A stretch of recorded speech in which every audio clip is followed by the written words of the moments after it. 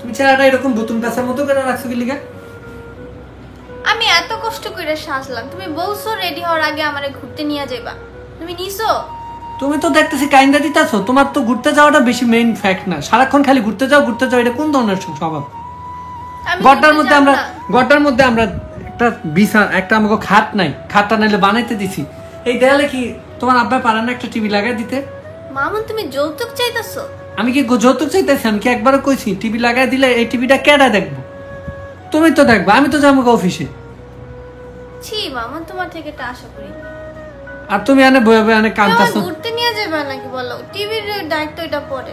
টিভির দায়িত্বটাই আগে। সংসারের জিনিসপত্র সাজায় গোছায় না রাখলে বাইরে মন যাইতে মন চায়। দায়িত্ব দেওয়ার কি আমার বাপের? অবশ্যই তোমার বাপের। না তো কার? সব যখন করতে পারছো টিভিটাও কিনতে পারবা।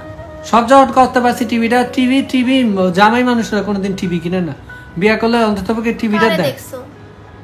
ও এক বাসায় গেছিলাম, বলছে শ্বশুর বাড়ি থেকে টিভি কিনে দিছে, এজন্য তোমার এখন এরই মনে হইতাছে? হ্যাঁ এলিগে মনে হইতাছে। ছি, তোমার তো ভালো ছেলে মনে করছিলাম। আমি ভালো ছেলে, বিয়ে করে আমার জীবনের সবচেয়ে আমি ভালো ছেলে। ভালো ছেলেরা ভালো ছেলে দেখে এতদিন তোমার লগে সংসার করতেছি।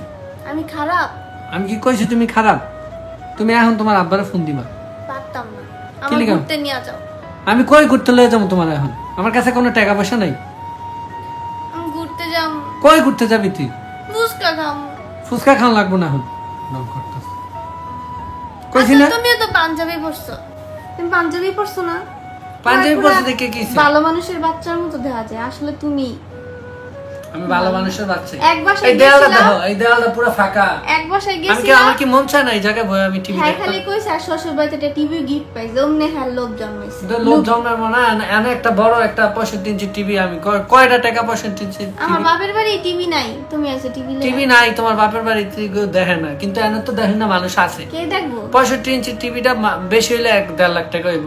এটা 1.5 লাখ টাকা, মাত্র 1.5 লাখ টাকার একটা দামের টিভি। এত সুন্দর একটা জামাই পাইছে, এটা দিতে পারে না? তুমি ফোন দিয়ে আমার আব্বারে কইতে পারবা? আমি হার লাগে কথা কইতে পারলে 10,000 টাকা চ্যালেঞ্জ। মুখ ফুটে তো মানে কথাও কইতে পারো না। আমি ডরাইনি, আমি সত্যি কম। যাও, তুমি ডরাও না? আমি এখনই ফোন দাও। জীবনে ভালো করে কথা কইতে পারছো? ডরের ঠেলা দাঁড়ের কাছে যেতে পারো না? কথা কইছি। হ্যাঁ হ্যাঁ কথা কইছে। কথা কইছি এখন বিলের মতো হইয়া গেছে চেহারাটা।